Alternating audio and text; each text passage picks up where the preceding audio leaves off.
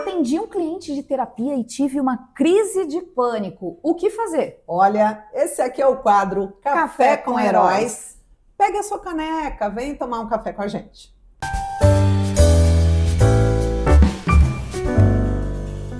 Eu sou a Paula. E eu sou a Andréa Bastos. Nós somos mentoras no Heroes Instituto, o único centro de treinamento e performance para profissionais do desenvolvimento humano. A gente forma, capacita e certifica terapeutas, cuida da saúde mental e também ensina a criar negócios prósperos de terapia. E o que a gente faz aqui no Café com Heróis, Déia? Vamos responder algumas perguntinhas. Você, terapeuta, está com a dúvida na carreira? Está com a dúvida em atendimento? Ou em vendas, né? Porque você precisa vender, você tem uma empresa? Só colocar pra gente e a gente traz aqui nesse canal. Toda semana tem conteúdo fresquinho, igual ao nosso café. Café. Déia, vamos lá. O que aconteceu? Essa é uma história Conta. real. Né? Nós temos aqui a mentoria Heroes Academy e essa situação aconteceu com uma das nossas mentoradas. Num dos encontros ela trouxe essa questão e falou assim, olha, eu tive uma crise de pânico, eu atendi uma cliente e assim que eu saí do atendimento eu tive uma crise muito forte de pânico. O que isso significa? O que aconteceu comigo? O que eu faço agora? Essa foi a dúvida da nossa mentorada. Tem várias questões, né, Déia? Tem várias coisas, né? A Paulinha me contou, porque a gente reveza, né, nos encontros, e quando ela trouxe isso, eu falei, uau, pode acontecer tanta coisa. Porque nós somos humanos, né? Terapeuta também precisa de terapia, e tem 3 coisinhas aí que identificamos para separar aqui, né? Um deles, você quer começar do primeiro? Pode ser, vamos lá. Então vai. Eu perguntei para ela se a história, né, a questão que a cliente dela trouxe ali na sessão conectou com algum ponto da história dela, né? Vamos falar ali num termo mais técnico. Espelho. Um gatilho, né? Deu um gatilho para alguma questão nela. Isso impactou. E muito provavelmente algo que ainda não estivesse, não tenha curado, sido trabalhado, né? uma ferida ainda aberta, algo que não foi resolvido, uma situação. Essa foi uma das perguntas que eu fiz, né, quando ela trouxe essa questão. A outra situação que pode acontecer, né, Déia? É o famoso terapeuta esponja. Atendeu uma pessoa, ficou sugada, e aí vai para o dia a dia e fala, nossa, que peso, né? Aquele cliente me trouxe um peso. Ou seja, a terapia já ficou ali um fardo, né? O cliente está ali colocando as suas vulnerabilidades, o terapeuta abraça, é o Bob Esponja, e aí sai derrotado, acabado. Isso é bem preocupante. E acontece muito, né? Porque, muito. Gente, vamos lá, né? Terapeuta, a gente lida com histórias muito pesadas, situações muito difíceis. Os nossos clientes, às vezes, vêm muito carregados, com emoções muito baixas, né? Uma energia muito baixa por conta da emoção. E às vezes a gente vai acumulando atendimento atrás de atendimento, isso pode acontecer, Pode. Né? É um ponto. E qual que era o terceiro ponto, Andréia? Terceiro ponto, sabe quando você já está com um cliente, sei lá, é 7ª sessão, e aí parece que já não avança mais, você como profissional pode ajudá-lo até aqui, até essa página. E aí meio que você está um pouco quase de saco cheio daquele atendimento, não avança. O que você pode fazer? Tem também o como fazer, né? Porque tem cliente que a gente sente, eu costumo falar isso, né? Tem clientes que fluem tanto, é até prazeroso a gente atender, né? Prazeroso atender. A gente sabe que a gente vai atender aquele cliente aquele dia, por mais desafios, aflições, angústias que o cliente traz, é uma conexão gostosa. Tem clientes que não é assim, né? Tem cliente que parece que tá agarrado. E aquele cliente que não faz a tarefa? O que não faz, o que aí parece que não anda. Aí na 5ª sessão ele traz alguma coisa lá de 1900 bolinha de novo na primeira sessão. Você fala, olha, a gente já trabalhou isso, você fez a tarefa? Ah, não fiz. Ou fica faltando também muito, Sim. Que dá um certo desgaste na agenda do profissional. Ou seja, às vezes, Andréia, que não avança, né, Paulo? E às vezes é um caso em específico, uma demanda em específica que você também não gosta de atender. Tem isso. Tem isso também. Porque, por exemplo, tem gente que adora atender casais, né? Eu já falei para André aqui, eu não sirvo para ser terapeuta de casal, eu não tenho, não é uma demanda que eu goste de pegar, né? Que eu me sinta ali com competência, com capacidade, não é algo que eu gosto de fazer, né? Então, às vezes é uma demanda que você não gosta, sabe? E você acabou pegando, né? Acabou pegando, mas fica ali meio de saco cheio, arrastando. Tem isso então, também. Essas são as 3 situações, né, Dé? Recapitulando. O que você já vê que não avança mais, estou cansado deste acompanhamento. O outro, o Bob Esponja, né, um terapeuta que suga a energia do cliente. E o primeiro, que é onde você identifica que o caso que a pessoa te trouxe é muito parecido com o seu. Então vamos aos poucos falando o que fazer, né? Então, o que fazer? Bom, qual que foi a situação que eu estava contando para a Andréia, que eu orientei essa nossa mentorada?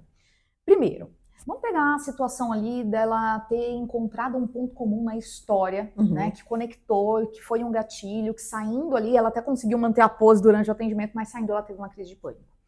Das duas, uma. Primeira coisa, contrate um terapeuta. Foi o que eu falei. Bom, sim, se tá doendo, né? Porque não vai ser a primeira vez que ela vai encontrar um ponto comum numa história, né? A gente fala que os padrões se repetem. Nós somos muito mais semelhantes do que diferentes. As situações da nossa vida, né? Elas vão acontecendo e a gente sempre vai se deparar com histórias muito parecidas com a gente. Tá doendo? Não foi curado ainda? É sua obrigação, é seu dever como profissional da saúde mental ir tratar em si também, que é o que a gente fala, terapeuta precisa de terapia, né, Andréia? E olha que bacana, se veio, nada acontece por acaso, se veio esse caso, você se impactou, chorou, depois teve lá uma crise que seja, é aquele pontinho, isso ainda não está curado em mim, eu preciso ir atrás de um profissional. Então, que bom que isso aconteceu, nada acontece por acaso. A gente costuma falar, inclusive, que tem muitos clientes que a gente atende na terapia que eles são instrumentos de cura para o próprio terapeuta, né? Sem dúvida. A gente vai ali se trabalhando e fala assim, caraca, parece que eu tô me vendo ali nessa situação. Se você continua, você sabe que você vai, né? Algumas coisas vão acontecendo com você também, né?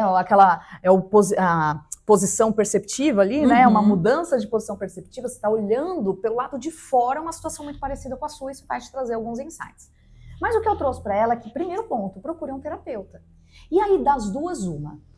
Se você quiser continuar com esse cliente, né, já entendendo que existe algo em você que precisa ser trabalhado, com o acompanhamento terapêutico seu, você continua acompanhando aquele cliente. E pode até potencializar o atendimento com o cliente, de algo que, se for muito parecido. Vamos supor um caso, não é dessa mentorada, mas não sei lá, se separou do marido. E aí vem uma pessoa exatamente muito parecida, com o caso muito igual, e aí você se choca, tem uma... Ou você tá vivendo um divórcio, né? Ou você tá vivendo um divórcio, e aí fica aquela pulguinha da incongruência.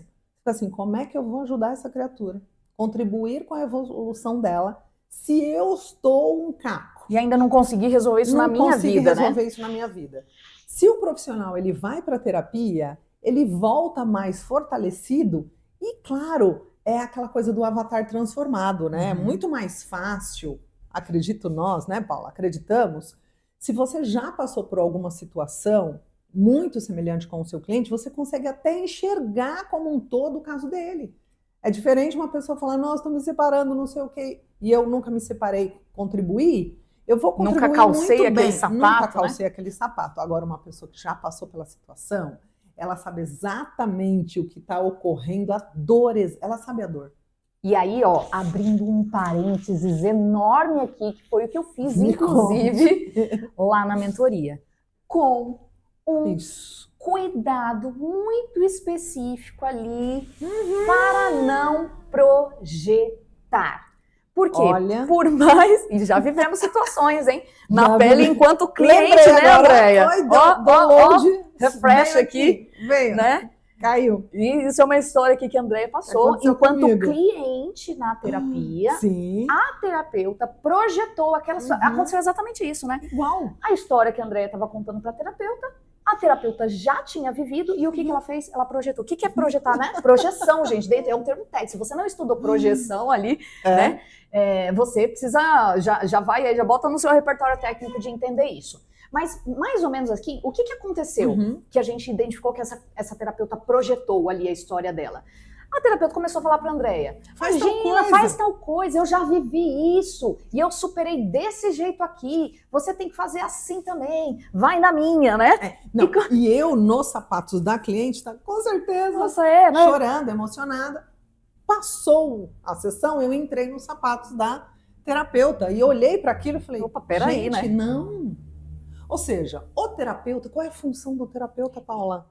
A função do terapeuta é trazer recursos, auxiliar, mas quem tem que ter a consciência ali do que está acontecendo é o cliente, não falar, vai lá e faz isso. Foi bom para mim, vai ser bom para você. De jeito eu resolvi desse jeito, você resolve assim também. Não, gente, isso aí é um erro gravíssimo. E não existe manual, Para Exato. isso, para todos esses casos é isso aqui. Não, porque cada indivíduo é único. Não existe uma única solução que vai ser boa, então o que é Exato. bom para ela não é bom Não para é, mim, é igual não é bom remédio. para... E aí, né, então, por isso, né, então fecha o parênteses, né, fecha o parênteses.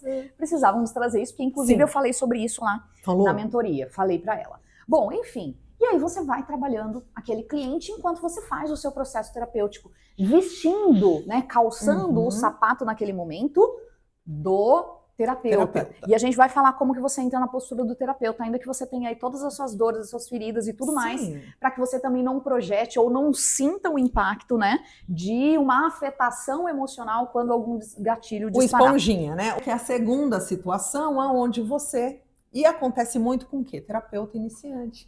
Tá ali começando os atendimentos, e aí se envolve tanto naquele caso, e aí vai para outro no dia. Vamos supor que você tem 3 no dia. Um atrás do São outro. São histórias ali, né? extremamente diferentes, e aí você puxa aquilo. Fica imaginando como se fosse, sei lá, um policial atendendo o dia a dia, vendo muitas inseguranças, ocorrências, assassinatos.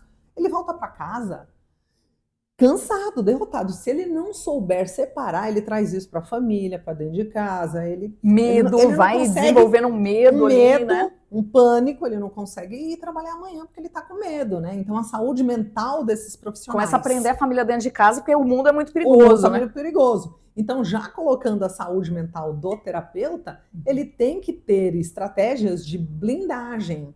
Então, você precisa separar ali na sessão. Vamos fazer, eu conto uma estratégia, você conta outra? Então, vamos lá. Eu tenho uma estratégia de forma lúdica, que é a bolha lilás. O que é a bolha lilás?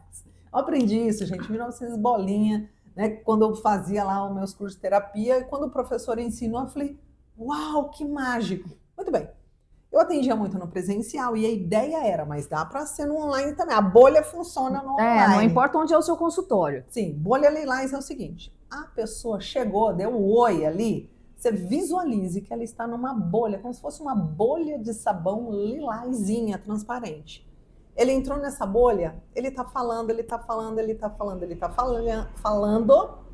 tudo que ele está falando está ali dentro da bolha. E você, claro, anote, não sei o que, não sei das quantas. Ele saiu, botou a porta, né, o pé para fora da porta, ou na hora de fechar ali a sala, um tchau, aquela bolha se estourou e está com ele. A energia foi junto, o peso foi junto. Porque nós temos que ter esses recursos que podem ser lúdicos, né? Criar ali estratégias mentais para você separar. O cliente ele foi com tudo aquilo. Não ficou para você, porque se você volta, vai tomar um café, um café, né? Cafezinho. Nossa, fulana tá passando por isso, que coisa triste, menina. E aí vira começa a se comover, né? Outra coisa também, não falar, claro, né? Para sua família, isso aí óbvio. Isso aí é ética profissional, sigilo. Mas às vezes você tá ali, o marido, o que aconteceu? Nossa, peguei um caso tão pesado hoje. A pessoa tá, não fale. Porque sua família não são terapeutas. Você precisa levar isso à carga, né? Não precisa levar, porque às vezes o terapeuta fala, se eu falar com um amigo, com não sei o quê, eu vou dar uma descarregada. E aí você está só distribuindo o fardo, na verdade. Então faça a técnica da bolha lilás, que vai funcionar. Isso. Então você consegue se blindar, né, energeticamente, ou trazer esse peso, ou não se envolver com isso.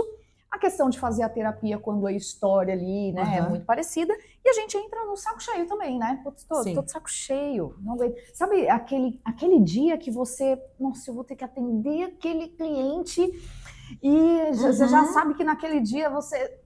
Primeiro, conte a sua. Tá acontecendo? Se isso acontece, gente, a gente precisa ter uma postura profissional de que se aquela pessoa te procurou, ela confia em você, ela tá buscando ajuda. Quer ajuda, né? E a gente não pode simplesmente olhar para um cliente e falar assim, meu, que saco cheio que eu tô, não quero mais atender isso e tal.